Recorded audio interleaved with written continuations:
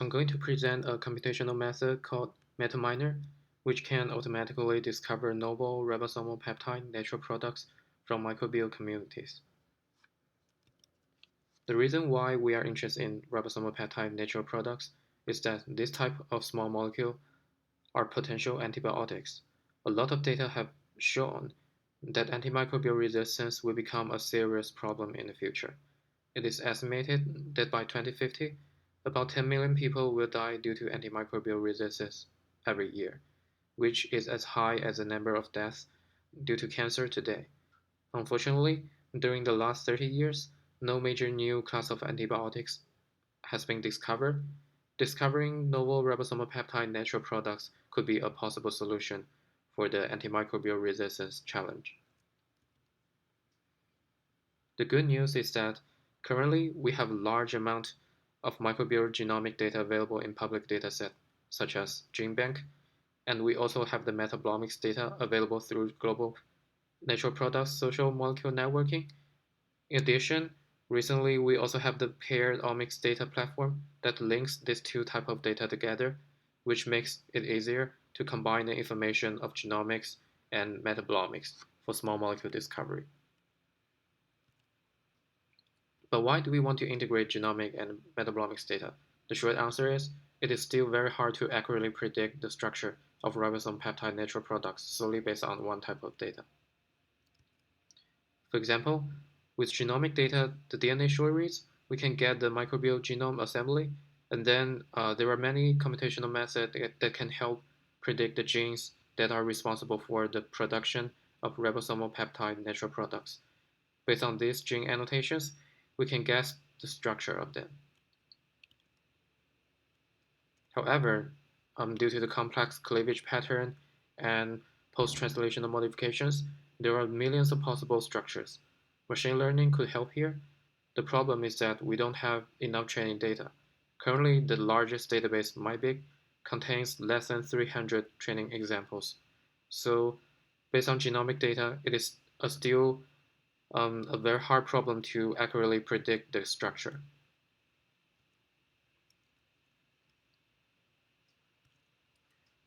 How about metabolomics data? We know that mass spectrum is the fingerprint of small molecule. It contains the information of the structure of the molecule. For example, a molecule could be fragmented during tandem mass spectrometry. Here, the x-axis represents the mass to charge ratio, y-axis represents the intensity of the fragments. The bonds of a small molecule could be broken in many different ways, and we can observe the corresponding signal of different fragments. The fragments can be further broken into smaller fragments. However, mass spectrometry data is very noisy. We might lose some signal, and there are a lot of noise peaks. So, with metabolomics data, how can we know the structure of the corresponding molecule? The first method is de novo structure prediction, but since the mass spectrometry data is very noisy, it is very hard to have an accurate prediction. So in practice, nobody really used that. The second method is spectral library search, which requires us to have a database of reference spectra of small molecules. Obviously, it will not discover any novel small molecules. The last method is called in silico structure database search, which means we are searching the mass spectra against some known small molecule structure database, such as PubChem, in order to see if there is a match between the structure and the mass spectrum. Again, this method can only discover known small molecule. So it seems solely based on metabolomics data, we cannot discover any novel molecules. However, with genomic data, the structured database search method actually works. Um, Here is where the magic happens. With the genomic information, we can create a database of the putative structures of ribosome peptide natural products. We hope some of the putative structures are the ones that the microbes really produce. If there is a significant match between a mass spectrum and the putative structure, we will know that the putative structure really exists. Here are the details about how do we create a putative structure database. We take the antibiotic redamycin as an example. Starting from a genome, we use HMM search to find the motif enzymes that are responsible for the production of RIB. In microbes, the genes responsible for the synthesis of RIB are always clustered together on the genome. Here we define a 10,000 BP window around the motif enzyme at the region of the biosynthetic gene cluster. Then we use HMM search again to annotate all the genes in the window. Here, the color genes are the different enzymes that are responsible for the post-translational modifications. The two black short genes are the candidate of RIB precursor. One precursor gene is like this, and one possible core peptide of RIB is the last 16 amino acids. According to the annotation of the enzymes in the biosynthetic gene cluster, there is a dehydratase. You can see 5 serines could be modified by this enzyme. Then 5 threonines can also be modified by the cyclodehydratase and dehydrogenase. Another cyclodehydratase can further form a big loop on the core peptide. And the tail could be further modified, and we finally obtain the structure of the antibiotic redamycin. This is the known pathway of the synthesis of redamycin. In practice, we don't exactly know the pathways of the RIB. For example, since RIBs are small molecules, their precursor genes should be very short.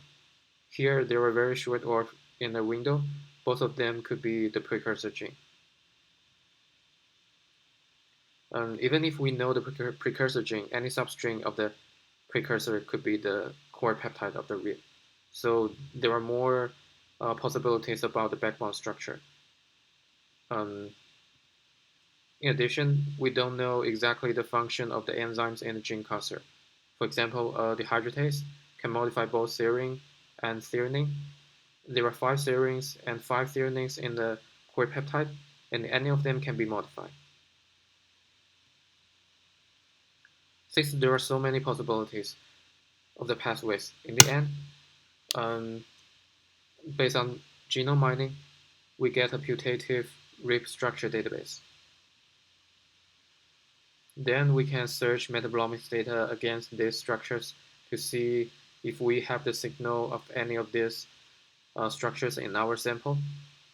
One potential problem is that if the putative RIB structure database still does not contain the correct structure, we will never find a significant match between the mass spectrum and the structure. Here we use a variable database search method, which means if the correct structure is only slightly different from any structure in the putative structure database, our searching method can still find it. For example, suppose figure A is a structure in the putative structure database, figure C is the correct structure. There's a modification on residual AI of mass delta that we fail to predict. So you can see around half of the peaks in figure D has mass shift delta.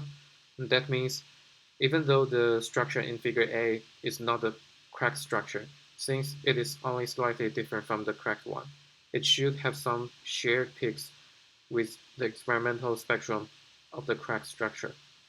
So in order to find the correct structure that is not in the putative structure database, the first step is to find which putative structure is similar to the correct one. Based on the putative RIB structure, we can predict the theoretical mass spectrum.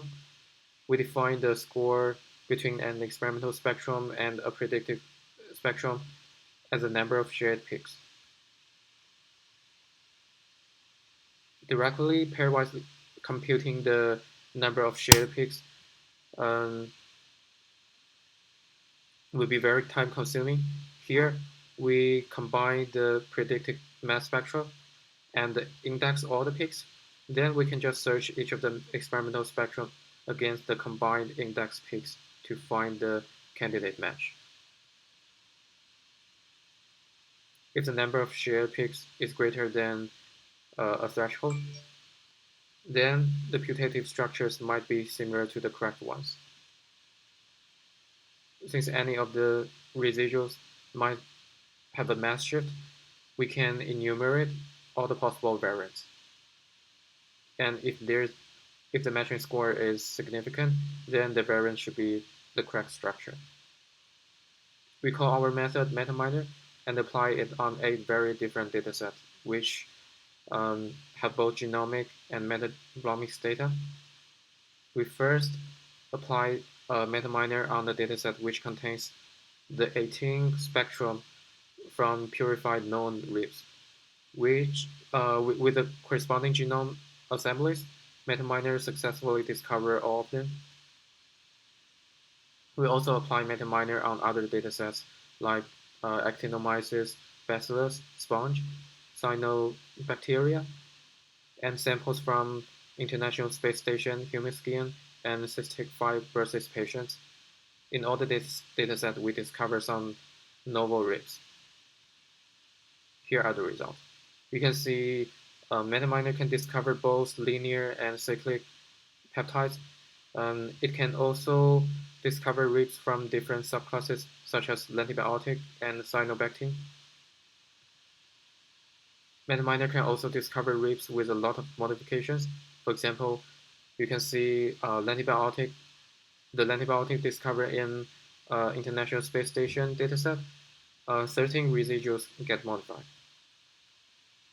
To sum up, MetaMiner is a tool for discovering ribs by integrating genomic and metabolomics data. MetaMiner works on various subclasses of ribs.